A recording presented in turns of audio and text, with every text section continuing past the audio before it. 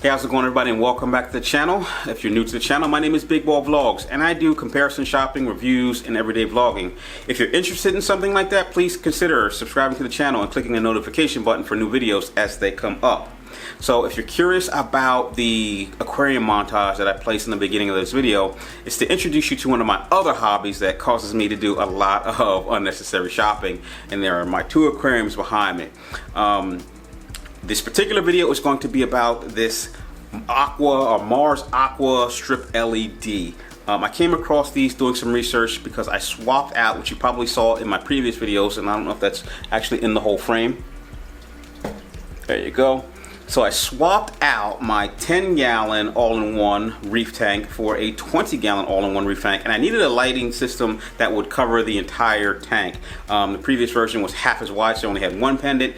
Now you see I have two pendants on it. But before I bought the second pendant, I was doing some research online, searching around on Amazon and eBay, and I came across the company Mars Aqua, which I guess typically sells this what they call Chinese black box version full spectrum lighting 165 watt full spectrum lighting fixture for reef aquariums. And on eBay, a lot of people, and on Amazon, a lot of people were giving them very good reviews. So I was kind of surprised to see on eBay that Aqua Mars, or Mars Aqua, I keep saying that backwards because I'm reading in here, had these LED lighting fixtures that go across the top of your tank. They had three different versions. They had a 9 LED version, which I think was about 27 watts, or maybe this is 27 watts. But there were different wattages, different amounts of LEDs to fit different size aquariums. This is the middle one, which is about 20 inches long. That's a 24-inch tank. You can also extend this out, I believe they said, to about 30 plus inches long by pulling out the legs. And I thought that it would suit the need, and the kicker on this one was that it was only $20. So for $20, I said, hey, if it works for $20, it's $20 well spent. If it doesn't work for $20, it's probably something that actually, based on the return policy, I can return or lose no sweat over because it was only $20. So does a $20 lighting fixture suit or fit the need for a reef aquarium? And I'll just get right into it in case you don't want to watch this to the end of the video. This particular $20 lighting system, in my opinion, does not meet the need for a reef tank. These are full spectrum lights, and that's why they say that they are for marine aquariums, because it has at least 4 different channels of lights in this one. This particular one has whites, blues, greens, and reds. Now, the light fixture itself, again, it's $20, so I didn't expect much out of it. Kind of tinny, light, tin feel to it. Not the highest quality materials, but do they work? Yes, they work. I actually took one of these apart and got inside to see what the internals were looking like. The internals, again, not very high quality, a very thin circuit board with LEDs soldered to it. Also, the wires going from the controller to the actual light panel and stuff were very thin, very, I mean, current-wise, it seemed like it would draw a lot of amperage because the wires seemed very thin. In my opinion, for the level of current that was being, I guess, pushed through this lighting system. Materials wise, yeah, for 20 bucks, I guess you got what you paid for. But the light did come on, it did work.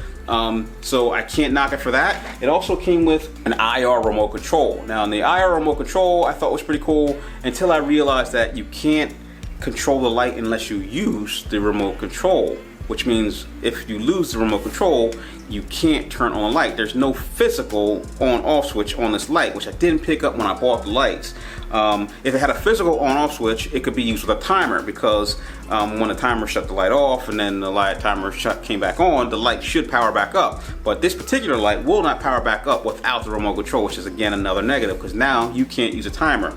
Now, the way that it does plug in, you might be able to work around that. On Amazon, they sell these inline timers that kind of plug in between. This is the female end of the lighting fixture, and then the transformer and the power supply still plug into the extension cord that I have. There are inline timers that go between those two connections, and they work pretty good. Actually, I had one working on this tank. It allows you to set a lighting schedule from like sunset to sunrise.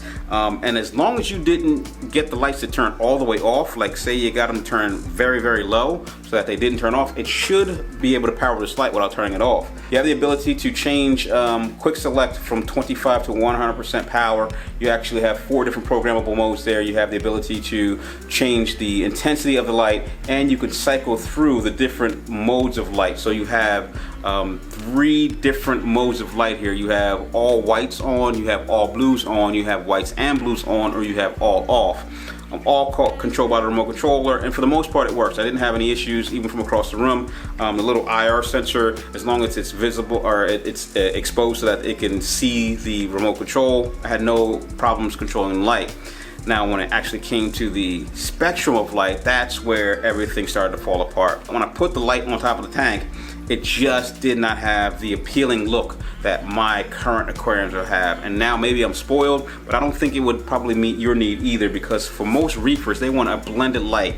Those 2 lights have about 16 LEDs with different colors on them, and you can't tell the difference between the colors. They're all mixed together in the tank. Same with this one. This one has about, I don't know, 36 LEDs of white, green, red, and blue. Yeah, white, green, red, and blue, and you still can't tell the difference. It kind of really all blends together in the tank.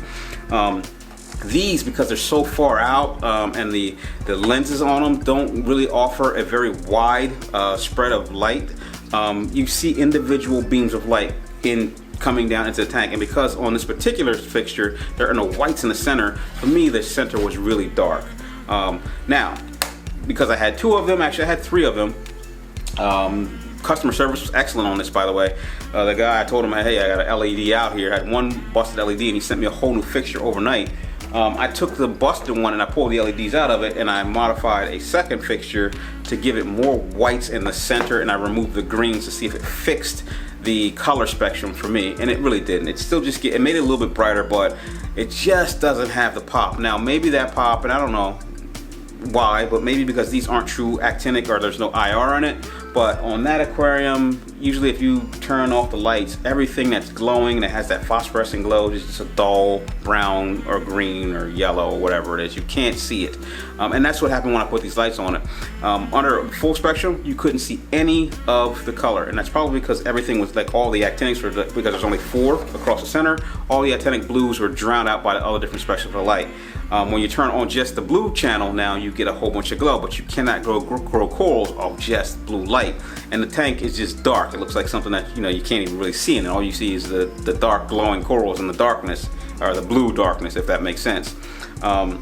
So again, I tried to modify it to see if it would work for me, but it didn't work. It's just not enough lighting, and not, I guess, a decent quality of lighting LEDs to give you a nice spectrum. I mean, this might work for a planted aquarium. It might even work for a softy coral tank where you don't really need high quality lighting to get it to run. But in this situation, I gotta be honest with you, this was not $20 well spent. Now, what's I guess the silver lining on this? Again, the customer service was great. The manufacturer or seller that I bought these from, you can return these for 30 days, no questions asked. But because I've done this review for you, I would suggest that you don't even buy them and don't even waste your time having to send them back, because when I did click send back, there was about, I think, a $10 shipping fee to get these back to the vendor. So since I paid $40, it would cost me $10 to ship them back. I said, hey, I'll just keep them. Maybe they'll come in handy someday. Maybe my lights will break and then I'll need something just to keep them powered. So I just throw them in the closet and save them for a rainy day.